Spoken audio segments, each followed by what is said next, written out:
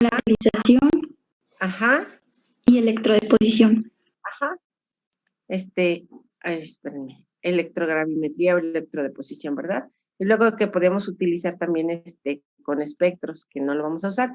Luego vimos más o menos cuáles eran los pasos que se seguían de manera general para obtener un precipitado. Ya sabíamos que lavarlo, al lavarlo, ¿qué cuidado? No es cierto. Al formar un precipitado, ¿qué cuidado debemos de tener? O sea, yo ya agregué mi agente precipitante, pero antes de continuar y separar mi precipitado, ¿qué debo de hacer?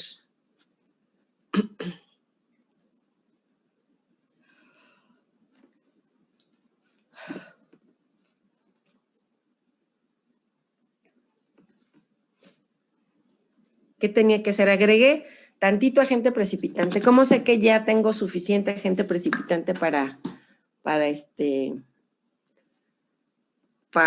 que no haya problema y nosotros podamos sedimentar todo el analito? ¿Qué hacíamos?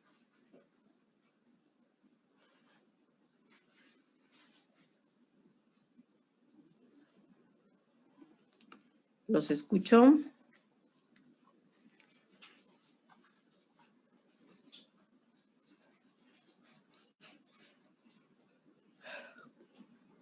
Yo les dije, antes de continuar y filtrar, tengo que hacer algo.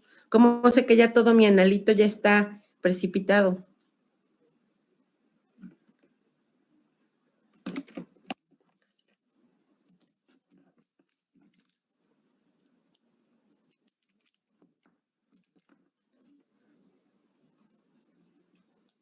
Hola, mis alumnos. Pues se tomaría de lo mismo y se le agregaría otra vez el agente precipitante, y el caso de que si precipitara significa que aún le falta, y si no precipita significa que ya la precipitación está completa. Exacto. Entonces se verifica precipitación completa, así se llama, ¿verdad? Entonces verifico precipitación completa y aunque no me falte, aunque ya no se forme precipitado, le voy a agregar un poquito más de agente precipitante por si las dudas, ¿verdad? Para asegurarme que todo está precipitado. Y luego ya lo voy a separar filtrando seguramente y lavando. ¿Cómo checo que ya está bien lavado?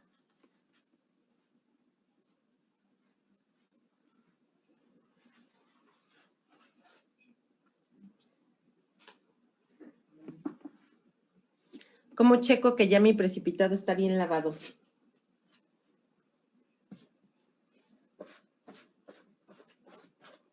Con un poco de lo que queda ahí se hace reaccionar con algún reactivo para ver si aún tiene lo que se esperaba quitar.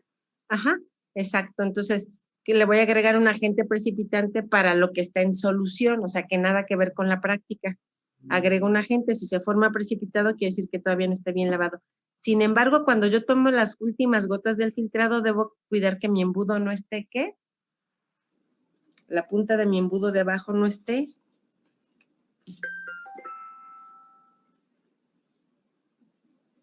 Tocando la solución, ¿no? Algo así. Ajá, tocando la solución del filtrado, porque nosotros sabemos que el filtrado está sucio. Si la punta del embudo está sumergida en esa solución, pues claro que siempre me va a dar como si todavía no estuviera bien lavado, ¿verdad? Vimos que había algunas formas para separar estos precipitados. Por ejemplo, para el calcio, dijimos que estaba aceptado utilizar por la Asociación de Química Analítica, utilizarlo con ácido oxálico. ¿Y qué ocurre? Que este ácido oxálico forma en medio amoniacal o en medio alcalino o con un pH alto, forma oxalato y ese oxalato reacciona con el calcio y entonces me forma el oxalato de calcio. Quiere decir que si yo no tuviera un medio alcalino, lo que tendría no sería un oxalato, sería un ácido, ¿sí? Entonces, quiere decir que yo cuando formo precipitados debo tener cuidado con mi pH, ¿verdad? Luego dijimos que ya teníamos el oxalato de calcio, ¿y qué hacemos después? Ese es mi precipitado. ¿Y qué hacemos después?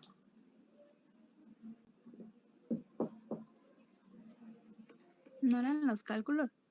Antes de cálculos, porque como ¿Se pesa? tiene como, antes de pesarlo, ¿Lavarlo?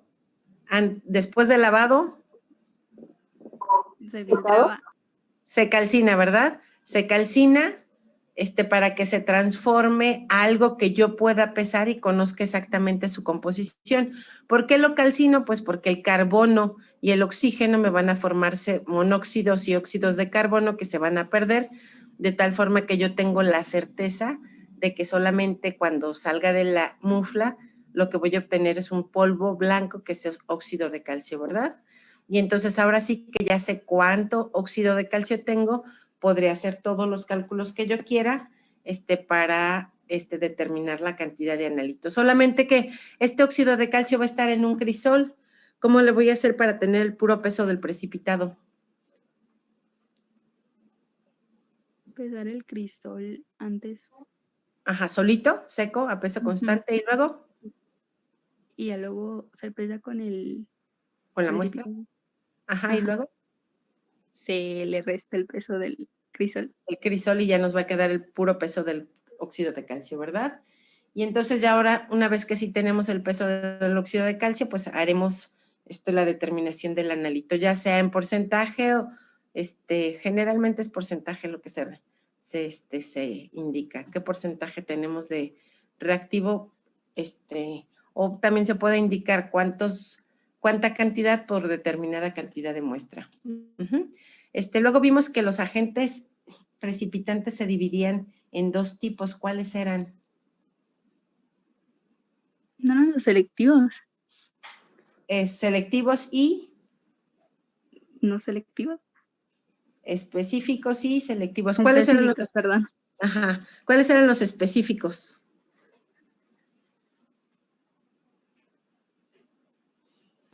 Los que solo con cierto compuesto reaccionaban. Ajá.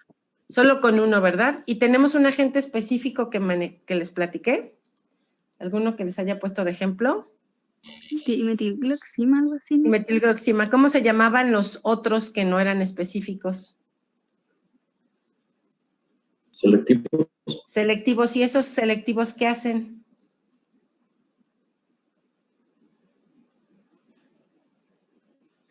Reaccionan con un número limitado de especies. Ajá, o sea que reaccionan con poquitos, pero son varios los que reaccionan, así como las güeras, ¿verdad?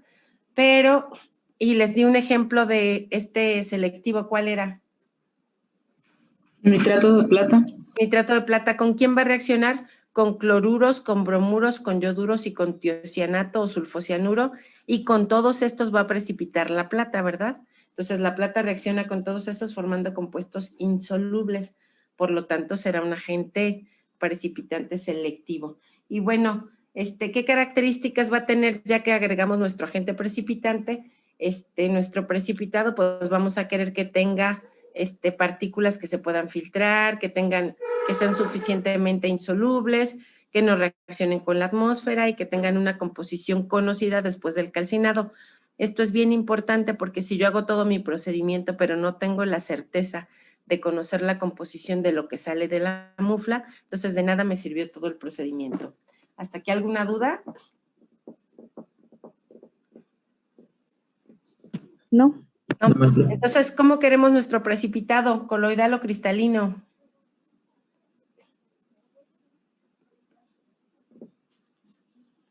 ¿Grande o chiquito? Ya vimos precipitado grande, ¿verdad? Entonces, preferimos precipitados grandes para que se puedan lavar y filtrar fácilmente y además van a ser más puros que los que son de partículas muy pequeñas. Por lo tanto, había dos tipos de precipitados. ¿Cuáles eran?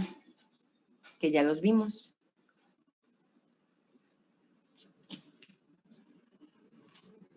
Coloidales y no coloidales. Coloidales y... Coloidales, vamos a hablar de los coloidales. Y los primero. cristalinos, perdón. Los cristalinos, exacto. Coloidales que van a ser muy pequeñititos, porque lo hablamos en centímetros, es 10 a la menos 7, 10 a la menos 4.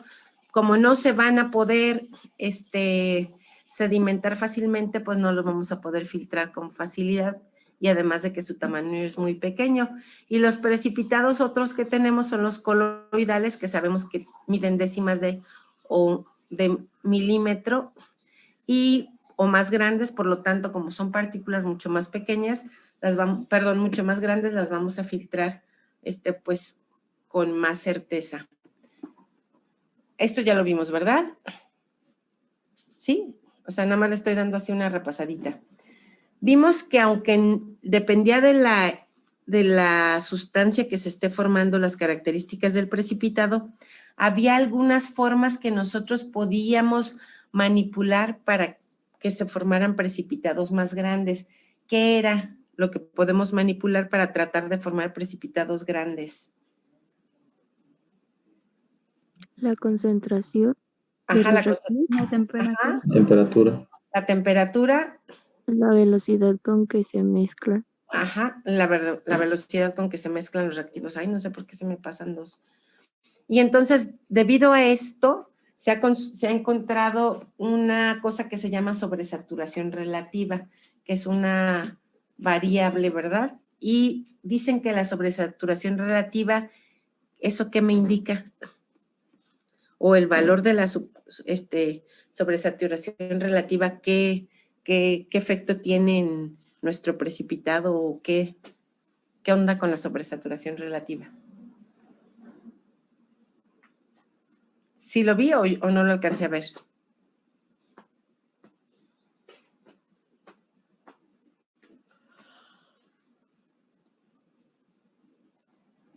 No los oigo.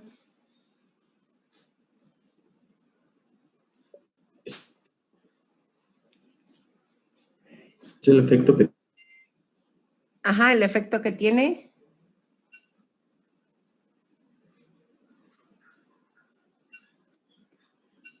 No se escuchó bien.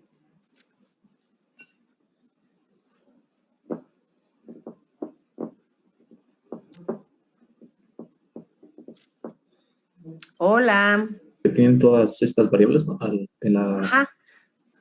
Ajá. Sí voy a tomar en cuenta todas estas variables, pero ¿qué me indica una sobresaturación relativa? ¿Qué me indica el valor de una sobresaturación relativa?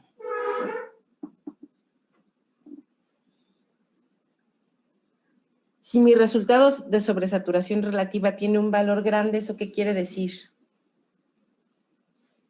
Podría ser que el tamaño de la partícula está relacionada con una propiedad de la misma. Ajá, la sobresaturación relativa se relaciona con el tamaño de la partícula, ¿verdad? ¿Qué es lo que vamos a hacer? Bueno, primero vamos a ver, ¿qué era la Q? No me acuerdo qué era la Q. ¿Alguien se acuerda? Concentración.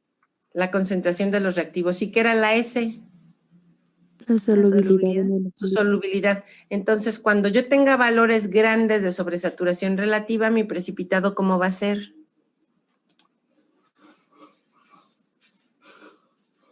¿Cómo va a ser? Pequeño.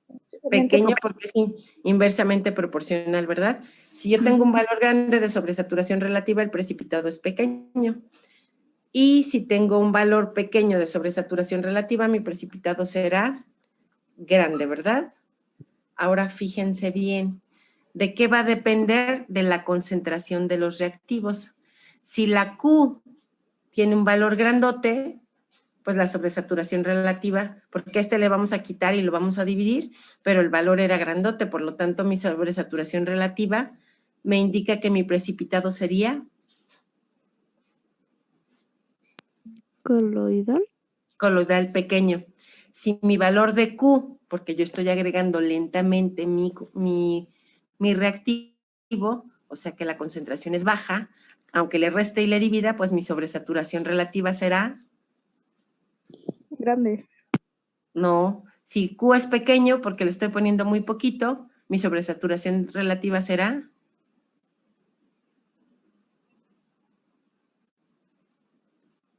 Pequeño. pequeña, porque si la Q que es el valor del que parto, ya ese le resto y luego lo divido, entonces quiere decir que de lo que depende la sobresaturación principalmente es de la Q. Si yo tengo un valor grandote, mi sobresaturación relativa será más grande, el precipitado pequeño. Si yo tengo un valor de Q muy pequeño, pues ya directamente mi sobresaturación relativa será pequeña, por lo tanto mi precipitado será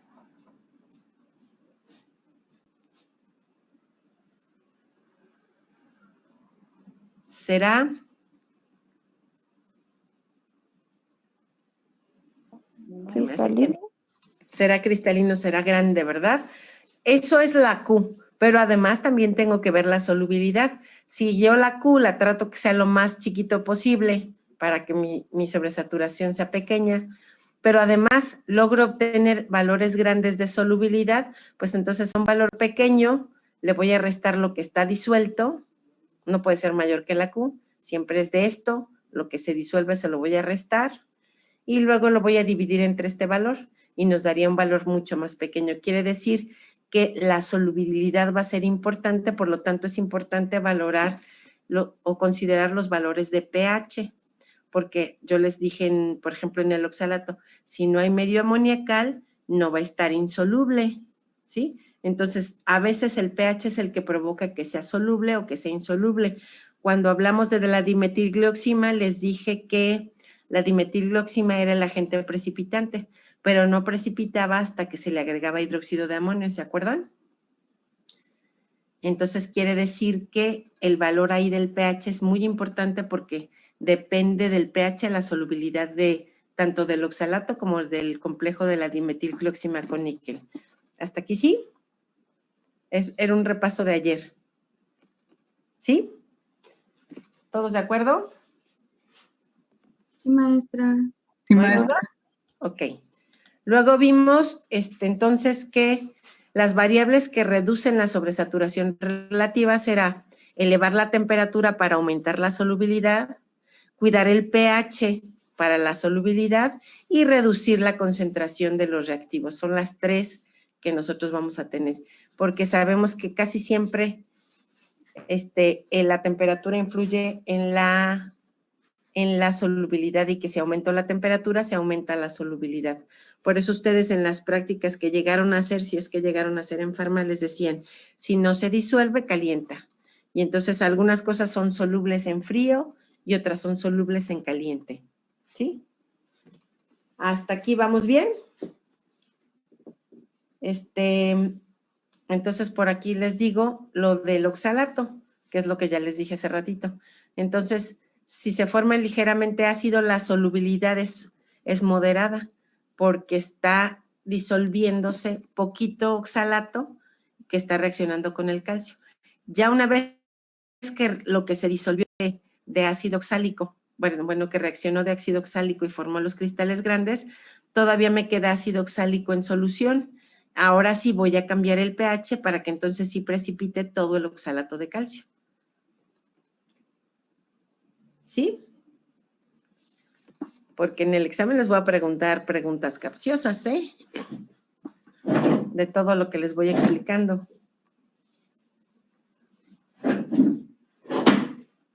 ¿Hasta aquí sí? Sí. Ok. Sí, maestra.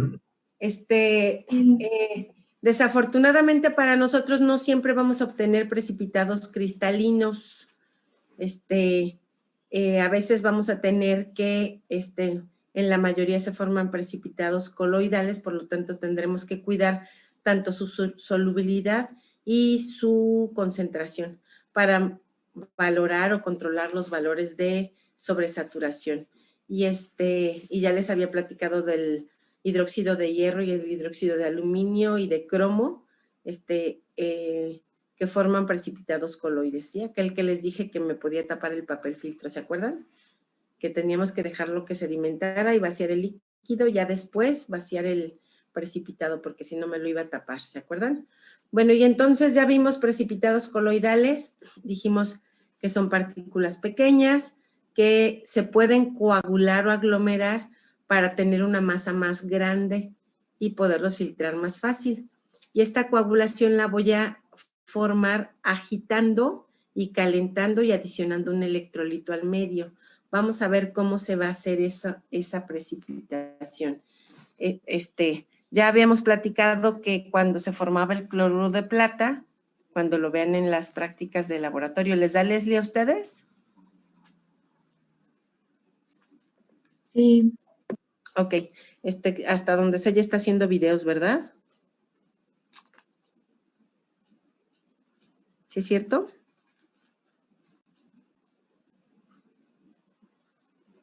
¿Ya les está dando videos o no? estamos exponiendo los temas Ah, ok, ok. hasta el momento. Ok. Creo que por ahí está haciendo unos videos, hasta es lo que sé, pero si no al ratito le pregunto. Y les va a pasar seguramente las prácticas de cómo hacerlas o cómo las hace ella, creo. Entonces, bueno, se puede lograr la coagulación con el cloruro de plata porque ustedes lo que hacen es mantener en paño María por debajo del punto de ebullición la solución para que se lleve a cabo la digestión y luego adicionar un electrolito. Entonces, ¿qué va a pasar con esto? Pues, ay, espere, es que admití a alguien y se me movió. ¿Qué va a pasar con esto? Pues que las partículas que están formando el precipitado tienen cargas opuestas, son cationes y aniones, y ustedes saben perfectamente que el catión y el anión se van a unir a una superficie, a una partícula, y entonces es que se empieza a formar ¿cómo se formaban los precipitados coloidales? Por medio de ¿de la qué? Híjole, no me están estudiando, ¿eh? De la No sé yo. De la nucleación. nucleación. Entonces quiere decir que empieza a formarse una partícula positiva, se le une una carga negativa y seguramente se pegan a alguna partícula que está ahí en la solución, pudiera ser polvito, pudiera ser lo que sea, y se empiezan a formar los núcleos. Ya la diferencia estará que en vez de crecer las partículas a un tamaño grande, pues lo que van a hacer es formar más núcleos, más núcleos, más núcleos, ¿verdad? ¿Cómo podemos saber que efectivamente se forman estos núcleos y además van a tener carga eléctrica? Pues porque cuando se pone un electrodo, emigra todas las partículas coloidales al electrodo. Quiere decir que sí tienen carga eléctrica. ¿Y hasta dónde llegué? ¿Ya esto ya no lo he visto o ya lo había visto con ustedes? Eso No, ya ¿verdad? no me aclara. Eso ya no, maestra. ¿Este tampoco o este sí? Creo que tampoco no. Ok, No, eso pero no. entonces esto sí se entendió, ¿verdad? Esto está muy fácil, ¿sí? Ahora Sí, fíjense maestra. bien. Cuando absorción, ¿qué es la absorción? No con B, sino con D. ¿Qué es la absorción? Es cuando las partículas se adhieren. Es cuando las partículas se adhieren a la superficie, efectivamente. Y vamos a ver entonces qué es lo que pasa cuando se forma un precipitado. Yo formo el precipitado. Ay, espérenme, no sé qué pasó. ¿Me siguen viendo? Sí, maestra. Sí, Maestra. Espérenme que no sé qué me pasó y me sacó el Zoom. Esperen un segundo. Oh. ¿Siguen viendo la pantalla? Sí. Sí, maestra. Sí. No sé qué está pasando aquí. Ah, ya.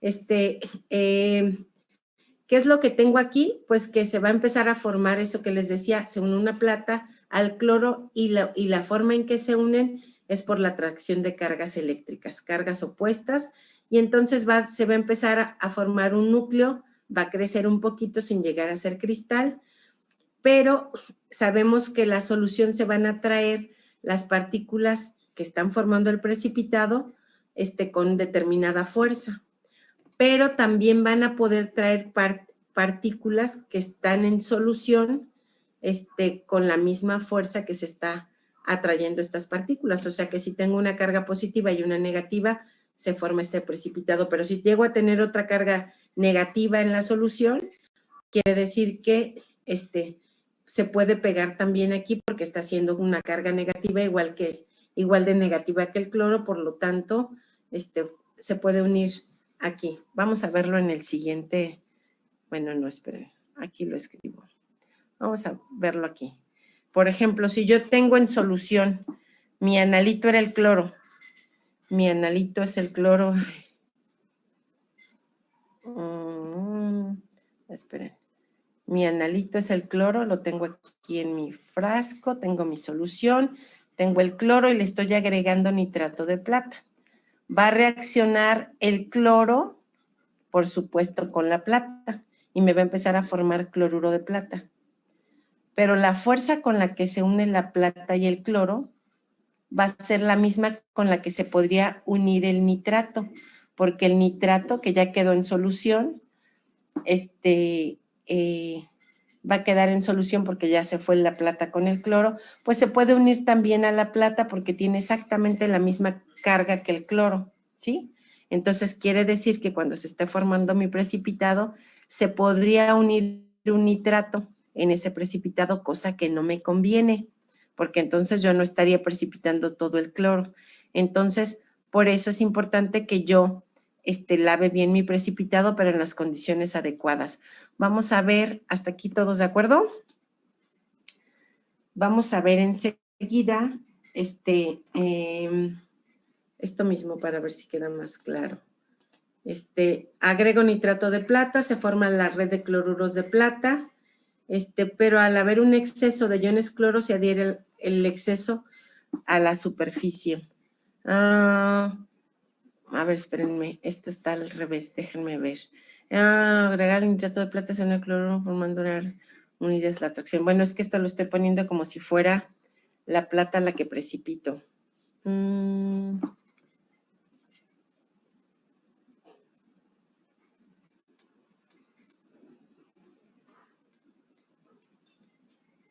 Ok, ya.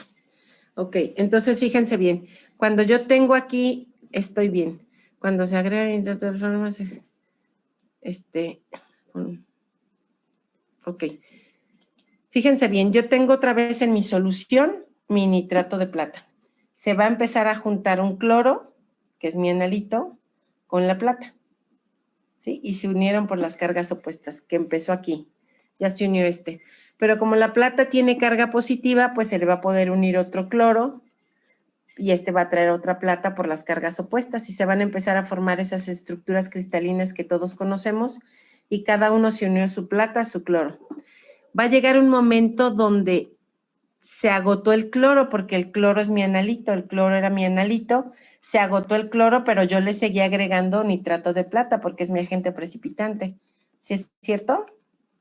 Quiere decir que una vez que se agotó el cloro, se puede agregar o se puede unir a esa partícula más iones plata.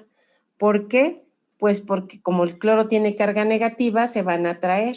Y entonces, aunque estos ya no tienen su pareja, estos sí se van a poder unir aquí por la atracción que tienen de cargas eléctricas, aunque ya el cloro, déjenme admitir a alguien que está aquí, el cloro ya está un cloro con una plata, un cloro con una plata, un cloro con una plata, un cloro con una plata, otro cloro con otra plata, otro cloro, pero van a empezar a adherirse platas. Entonces quiere decir que esas platas que se adhieren ya no forman parte del precipitado porque ya están neutralizados todos estos nitratos, cloruros de plata que se juntaron. Esas platas se adhieren solamente por los cloros que quedaron en la orilla. ¿Hasta aquí estamos de acuerdo? Se formó una plata con un cloro y ya formamos toda esta masa. Pero como el cloro quedó en la superficie, se le empiezan a adherir más platas. ¿Estamos bien? Sí, maestra. Ahora, Sí, ya no maestra. hay cloro para que se adhiera a la plata que quedó en la superficie, pero sí tenemos nitrato. Entonces, a estas platas que quedaron aquí, en vez de añadírseles cloro, se les van a empezar a pegar los nitratos. De esta manera, aunque no forma parte de mi precipitado, pues yo de alguna manera voy a estar haciendo crecer mi precipitado porque se están uniendo otras partículas que no pertenecen al precipitado, pero que están aumentando tamaño. Por lo tanto, manejar el precipitado con todas estas partículas que no me interesan, pero que me están ayudando a que el precipitado sea más grandote. De tal forma que cuando yo lo lave y cuando lo seque y le haga todo lo que tenga que hacer, yo tenga la certeza de que esas partículas que se unieron, pues las pierda para que cuando pese mi precipitado ya en mi crisol, tenga la certeza, o en cualquier crisol, el Gauche o el Hirsch o el de porcelana, tenga la certeza de que solo me quedó mi precipitado. ¿Qué se formó aquí?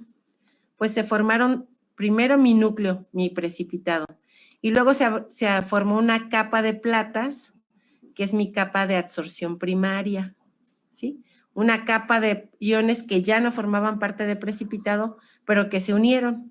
Y luego se llama esta la segunda capa, que es la de los nitratos, que sería la capa del contraión, ¿sí? Esto lo tengo escrito aquí. Déjenme ponérselos acá. Entonces,